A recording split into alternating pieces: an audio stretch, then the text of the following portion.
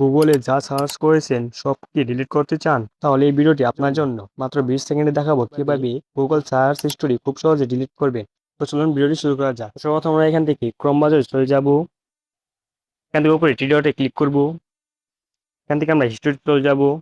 হিস্টোরিতে আসার পর দেখতে পাচ্ছেন এখানে আমরা আমাদের এই গুগল ক্রোম ব্রাউজারে বা আমাদের ক্রোম ব্রাউজারে যা যা সার্চ করেছিলাম সবকিছু কিন্তু আমাদের এখানে দেখাচ্ছে। তারপর ডিলিট করার জন্য আপনারা এখানে ডান পাশে ক্রস বাটনে ক্লিক করবেন।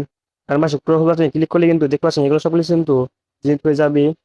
এভাবে খুব সহজে আপনারা আপনাদের গুগল ক্রোম ব্রাউজারে সার্চ করা আমাদের সেই সার্চ হিস্টোরি কিন্তু আপনারা খুব সহজে এখানে ডিলিট করতে পারেন। আর হ্যাঁ, এগুলো কিন্তু ডিলিট করলে কিন্তু আর কখনো এগুলা আপনার ফোনে ব্যাক করা যাবে না। তবে সেটা কিন্তু সাবধানে আপনাদের গুগল সার্চ হিস্টোরি ডিলিট করবেন। তো গাইস, এটা ছিল আজকের এই ভিডিওটি। ভিডিওটি ভালো লাগলে লাইক করে দিবেন, চ্যানেল নতুন থাকলে সাবস্ক্রাইব করে দিবেন। তো দেখা হচ্ছে পরের ভিডিওতে। ততক্ষণ সময় ভালো থাকবেন।